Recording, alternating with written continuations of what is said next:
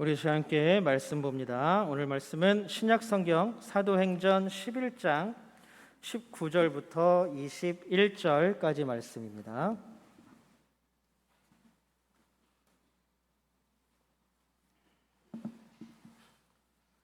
신약성경 사도행전 11장 19절부터 21절까지 말씀입니다. 제가 19절 읽고 여러분들이 20절 읽고 21절은 함께 읽겠습니다. 제가 먼저 19절 읽을게요.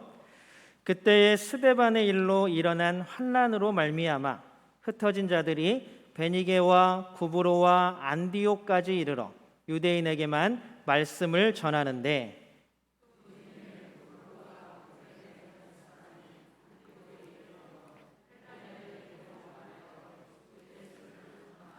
함께 읽습니다.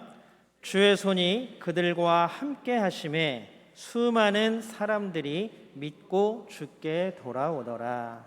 아멘. 함께 예배하는 모든 분들 주님의 이름으로 환영합니다. 오늘 예배 가운데 임재하시는 하나님 만나시기를 주님의 이름으로 축복합니다. 우리 예배하는 모든 분들과 함께 사랑의 인사 나눌까요? 우리 앞에, 옆에, 뒤에 보시면서 모든 분들과 웃으시면서 인사 나눕니다. 사랑합니다. 축복합니다.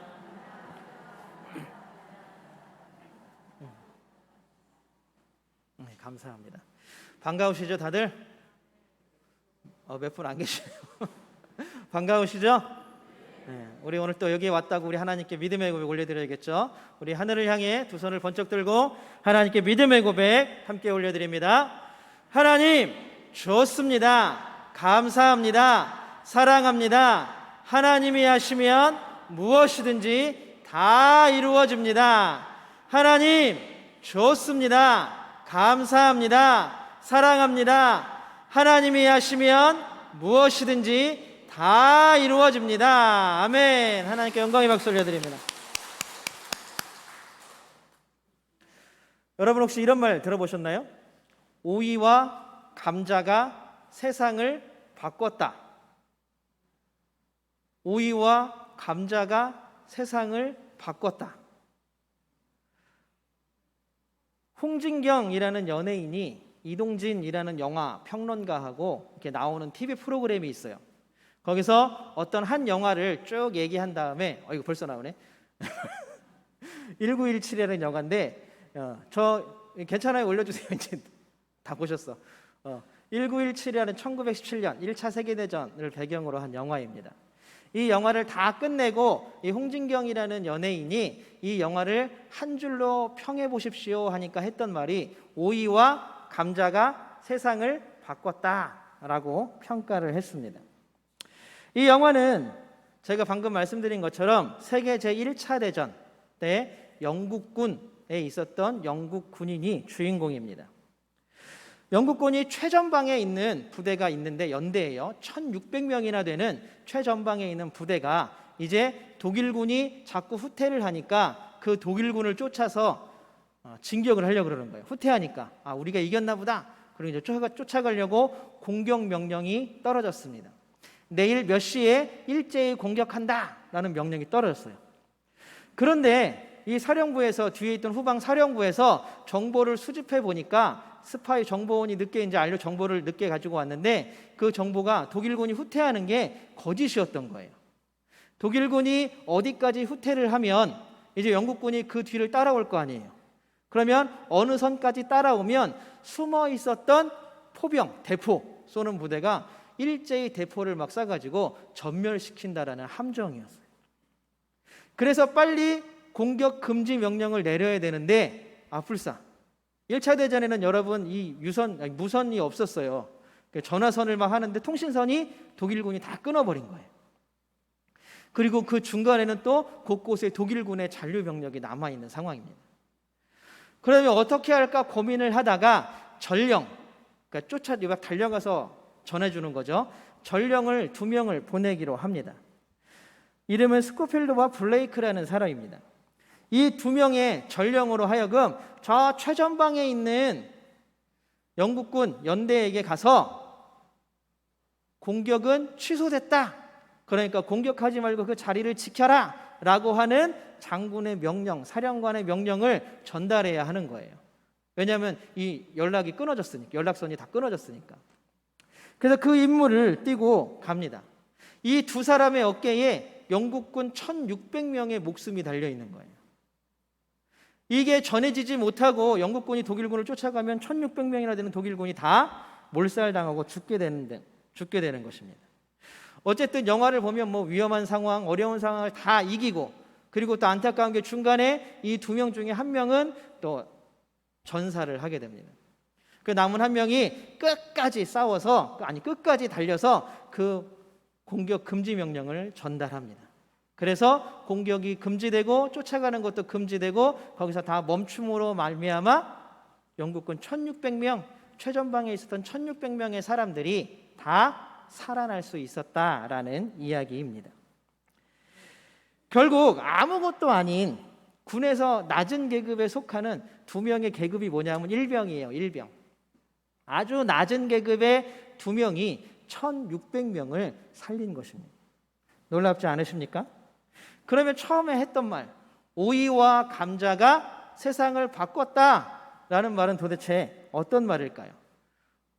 아마 주인공의 얼굴들을 보면 아마 딱 그렇구나라고 생각이 나실 거예요. 한번 띄워주세요. 그 다음 화면에 저 두 명이 주인공이에요. 어때요? 오이하고 감자같이 생겼죠.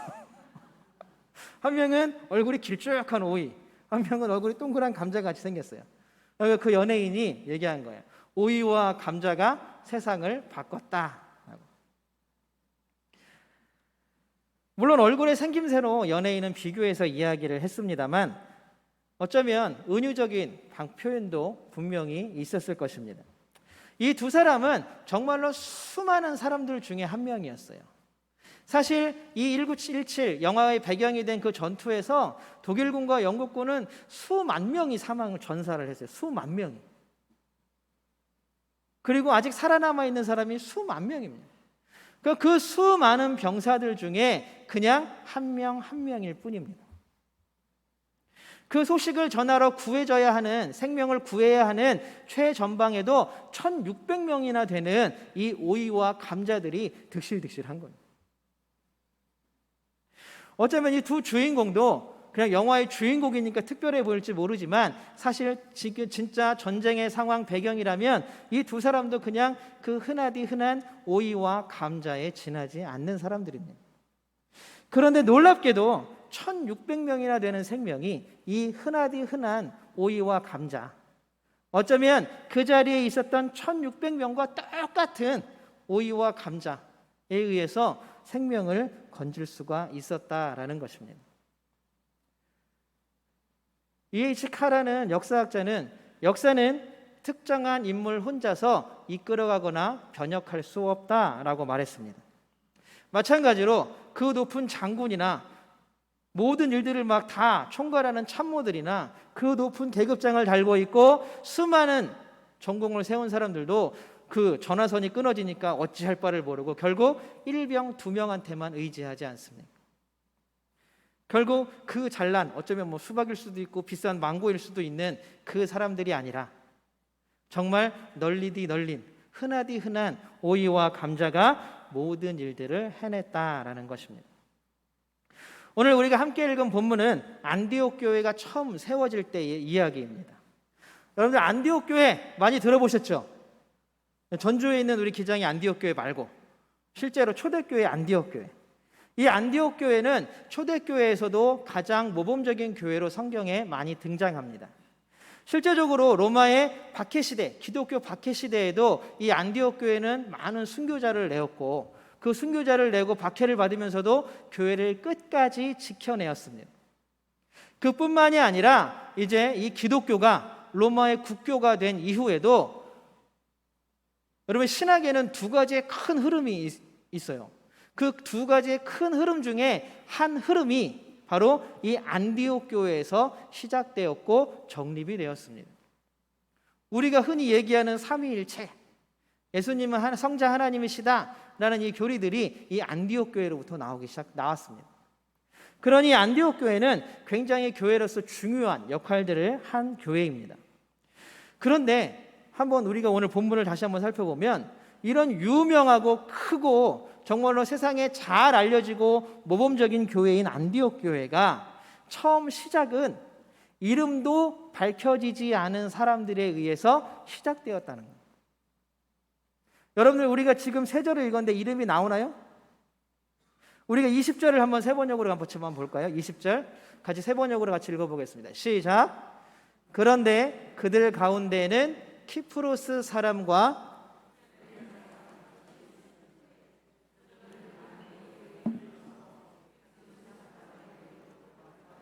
주 예수를 전하였다. 정말로 놀라운 일 아닙니까?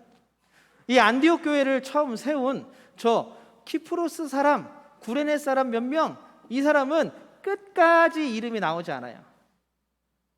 이 신약학자들이 사도행전을 전공으로 하면서 수많은 사람들이 이 사람이 누구인가, 혹시 바울이 언급하지 않나라고 해서 수없이 많이 연구를 했지만 이 사람들의 이름을 확인할 수 있는 본문이나 말이 없습니다.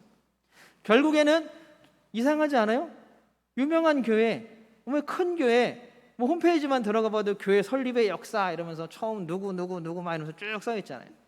그런데 이 기독교계의 한 획을 그은 초대교회 중에서도 가장 모범적이라고 이야기하는 이 안디옥 교회를 처음 세웠던 사람들은 그냥 단순하게 키프로스 사람, 그 다음에 구레네 사람 몇 명이서라고 나옵니다. 그럼 도대체 이들은 어떤 사람들이길래 이렇게 유명하고 이렇게 훌륭한 교회를 세울 수 있었을까? 안디옥 교회를 처음 세운 사람들은 제가 지금까지 말씀드렸던 것처럼 알려진 바가 전혀 없습니다. 그냥 그들의 출신 지역 키프로스, 그 다음에 구레네 사람, 여러분들 이게 이방인이 아니에요. 키프로스에 살던 유대인들, 그 다음에 구레네 지역에 살던 유대인들이라는 뜻입니다. 이들을 우리는 헬라파 유대인이라 그래요. 바벨론 포로로 끌려갔다가 다시 귀환할 때에, 예루살렘 이스라엘로 귀환할 때에 귀환하지 못하고 그냥 그 포로로 끌려간 그 자리에서 정착한 사람들, 그 다음에 우리나라도 마찬가지죠. 여러 가지 이유로 여러 나라에 이민 간 사람들, 이사 간 사람들, 이런 사람들을 헬라파 유대인이라고 합니다. 그런 사람들이 6월절에 명절 때 예루살렘 성전에 이렇게 순례 왔다가 예수님의 말씀을 듣고 예수님의 죽으심을 보고 사도들의 전도를 듣고 예수 믿는 사람들이 되었습니다.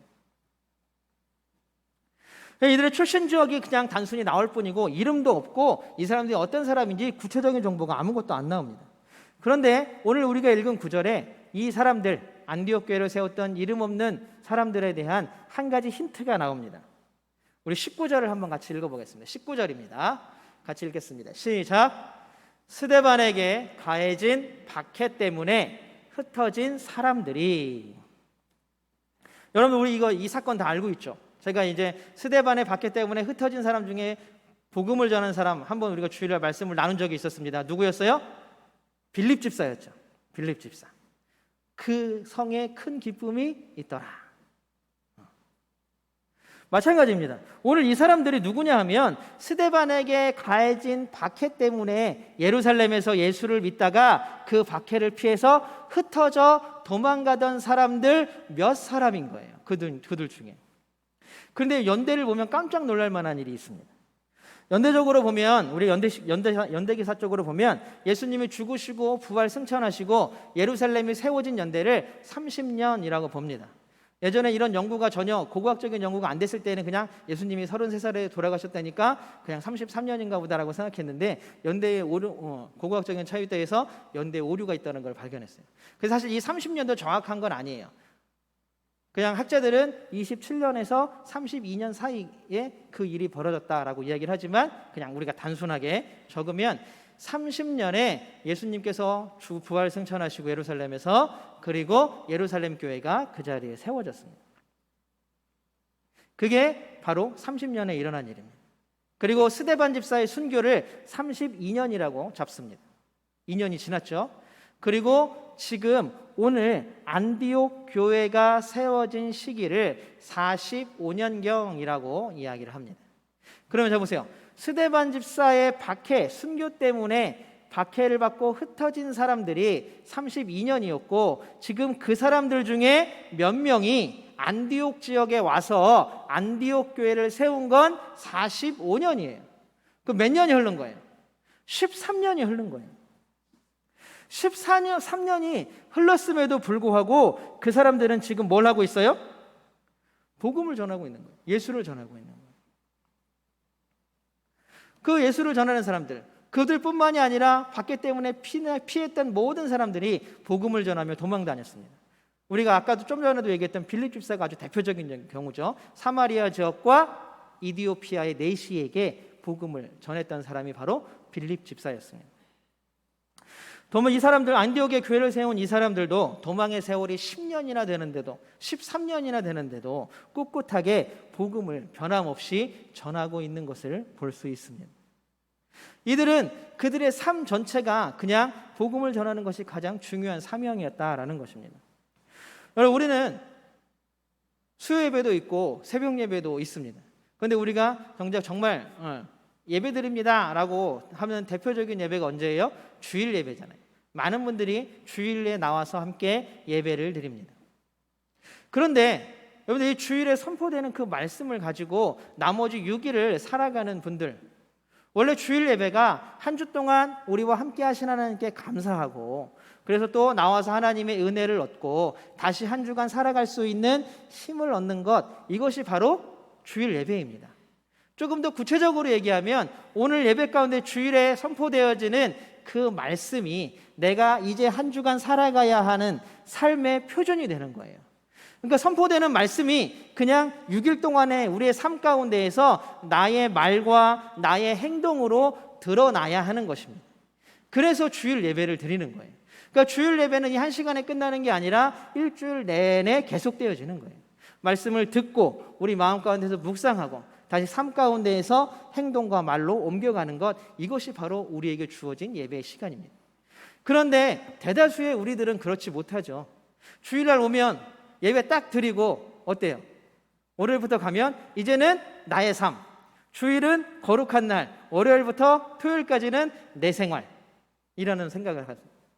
주일과 다른 날들이 철저히 분리되어 있습니다. 믿음의 삶과 세상적인 삶이 철저히 분리되어 버립니다. 그게 바로 지금 우리의 삶입니다. 교회에서의 시간인 주일과 세상에서의 시간인 6일이 정말로 서로 분리되어져서 서로 만날 접점이 없게 됩니다. 말씀이 선포되면 그 말씀이 6일 동안의 삶 가운데에서 흘러나오고 행동으로 옮겨지고 말로 옮겨져야 되는데, 여러분들 혹시 지난주에 제가 설교한 설교의 제목을 알고 계신가요? 땅바닥 쳐다보시는 분들이 많으셔요. 지난주에 제가 설교한 말씀의 본문이 혹시 기억나시는 분 있으신가요? 주일을 한번 듣고 나면 우리는 일주일 동안 한 번도 생각 안 하죠. 말씀을 곱씹고 삶으로 살아낼 힘이 너무나 약합니다, 우리들은.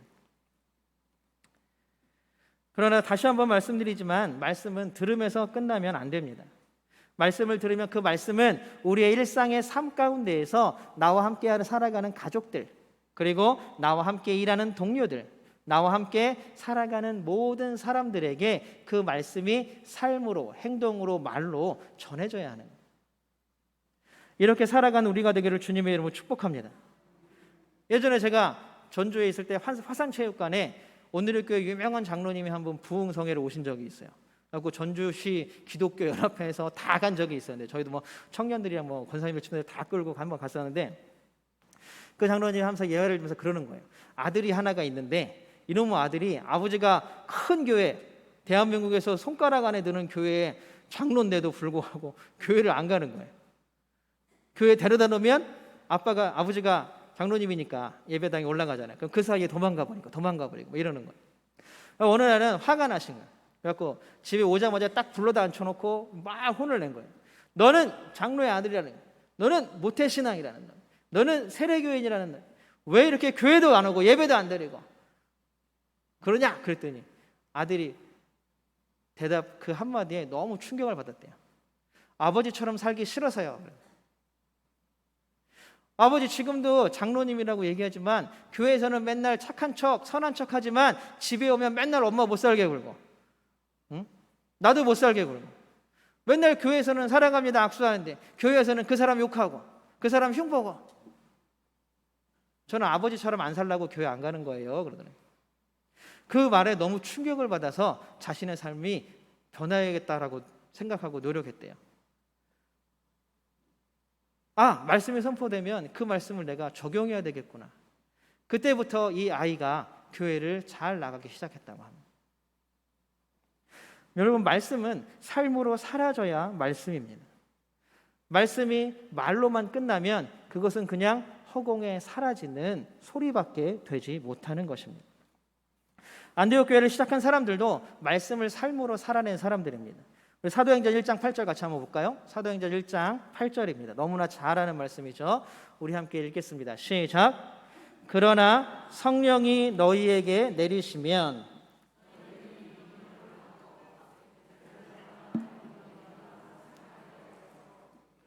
마침내 땅끝까지 이르러 내 증인이.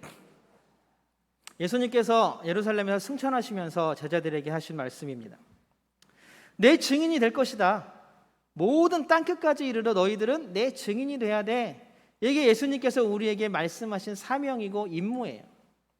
이 안디옥 교회를 만든 이름 없는 이 사람들은 자신들의 가치를, 하나님의 말씀을 자신의 삶에서 드러내는 걸로 삼았습니다.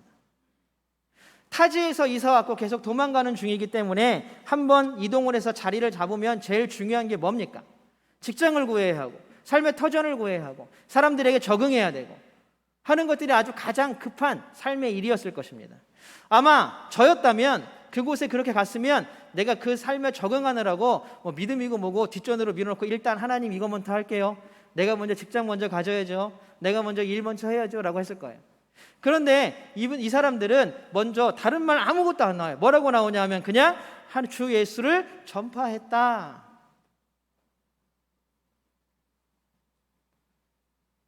이들은 이 생의 가치를 하나님의 복음을 전하는 데 둔 사람들입니다. 복음을 전하는 데 앞장선 사람들, 바로 그들의 전한 복음이 안디옥 교회를 세웠고 굳건하게 했고 부흥하게 한 줄로 믿습니다. 우리는 믿음 생활, 신앙 생활이라는 것들을 굉장히 개인적인 것이라고 생각을 해요. 나 하나 잘 믿으면 되지. 옆에 누가 있던지 없던지 그냥 나는 교회 나왔으니까 걔는 안 나오는 거 보니까 지옥 갈라나 보지 그냥 그런가 보지 여기까지는 괜찮아요. 근데 이제 누가 없는지 있는지도 모르는 단계가 오면 이제 그거는 심각해져요. 하나님께서는 교회를 공동체로 주셨습니다. 하나님은 우리가 이 교회 안에서 하나님 나라를 먼저 살기를 원하시는 거예요. 그래서 교회의 모습은 뭐냐면 헬라어로 에클레시아라는 말을 쓰지만 바로 그게 무슨 뜻이냐면 바로 친교라는 뜻입니다. 교회는 서로가 서로를 살아가면서 서로 친교하면서 친하게 지내면서 살아가는 게 바로 교회의 한 모습이라는 것입니다. 그런데 우리는 그냥 나나 교회 나왔으니까 야, 너는 주일만 나왔어? 나는 월삭도 나와. 너는 월삭만 나와? 나는 새벽도 나와. 나라는 이 개인 한 공간에 신앙과 믿음이 갇혀버립니다. 그런데 이것을 좀 깨닫고 조금 더 확장하면 무슨 일이 생기냐 하면 편가르기가 생깁니다.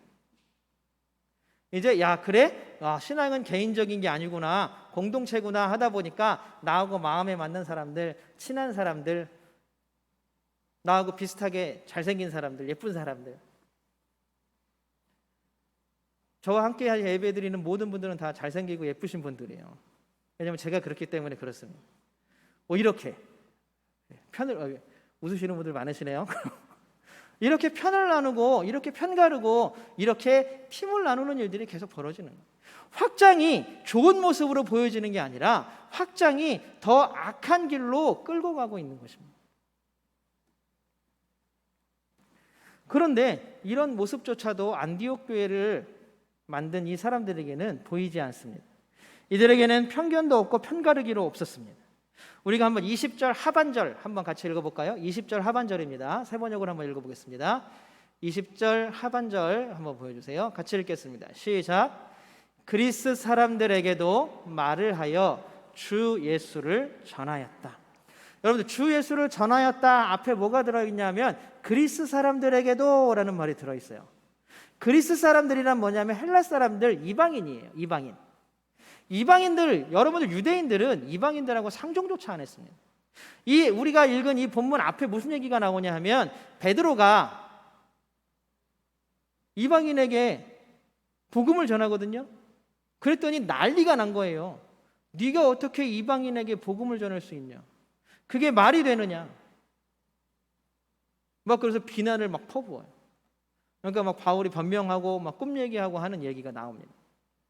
그만큼 예수를 믿는 사람들, 교회를 다닌다고 하는 사람들, 예수님의 제자라고 하는 사람들조차도 이방인들과 우리를 구분하고 나눕니다. 그런데 오늘 스데반의 순교 때문에 흩어져서 10년 넘게 예수님을 전했던 이 사람들은 아무런 편도 없고 가르기도 없어요. 그냥 그리스도인, 헬라인에게도 예수님의 복음을 전했다라고 전해지고 있습니다. 복음은 모든 열방 세상 끝까지 전해야 될 줄로 믿습니다. 그것이 바로 우리가 여기에 있는 이유입니다. 그런데 오늘 이 이름 없는 사람들, 이 훌륭한 교회, 이 모범적인 초대교회, 안디옥 교회, 이 안디옥 교회가 세워지고 부흥하는 데에 어떤 사람들이 시작을 했습니까?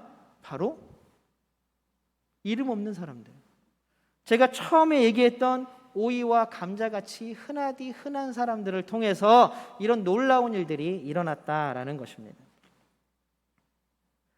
하나님은 뭔가 특별한 사람, 뭔가 뛰어난 사람, 뭔가 잘하는 사람을 통해서 일하지 않으십니다.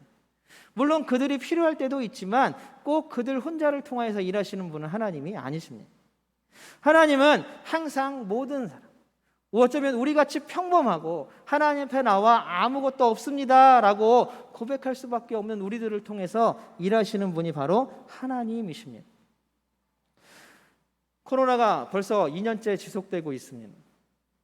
제가 처음에 말씀드렸던 것처럼 이제 코로나도 위드 코로나, 코로나를 인정하고 함께 가야 되지 않냐 라는 얘기들이 나오고 11월부터 정부에서도 위드 코로나 정책을 하나하나씩 발표하고 실행한다고 합니다.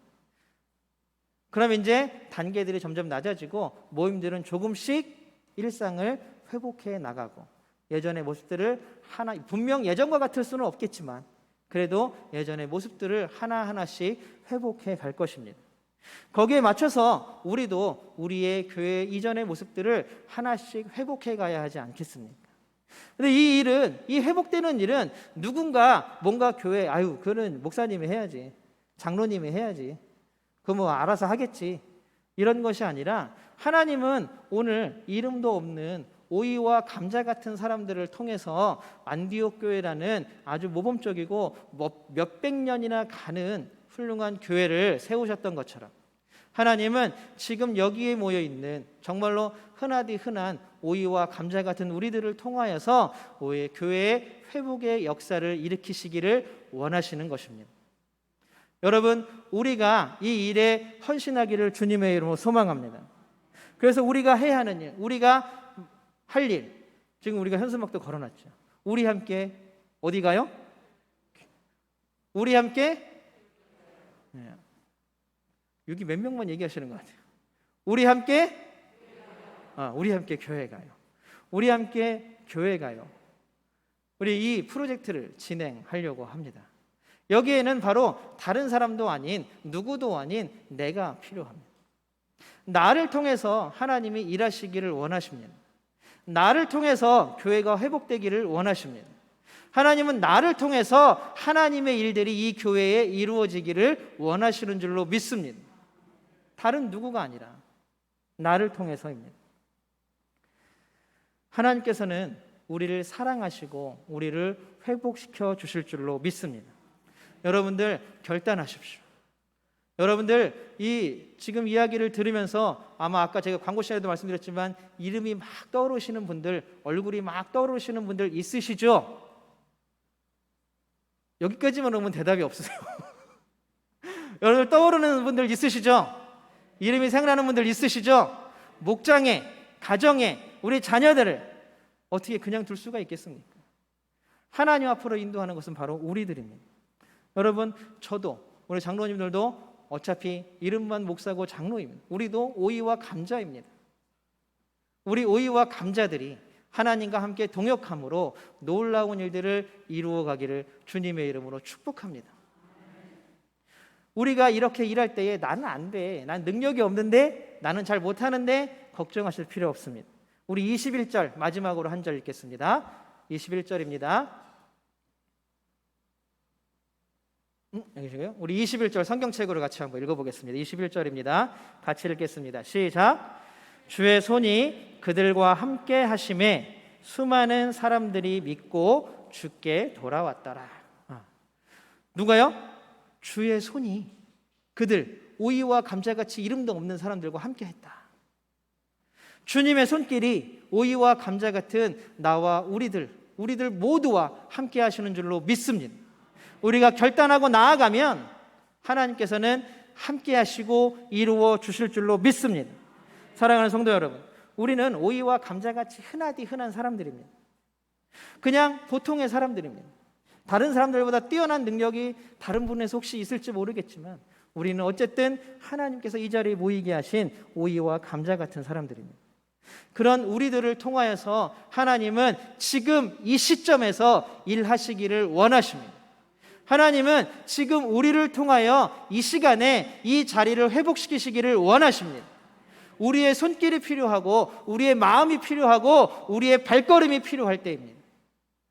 우리의 모든 것들을 내어드려서 하나님의 일을 이루어가는 우리 모두가 되기를 주님의 이름으로 축복합니다. 또한 힘을 내십시오. 하나님이 함께 하시면 이루지 못할 일이 없는 줄로 믿습니다. 우리의 옆에 있는 자리가 점점 채워지고 교회가 회복되어지는 놀라운 역사, 예배가 회복되어지는 놀라운 역사가 우리로부터 일어나기를 주님의 이름으로 축복합니다.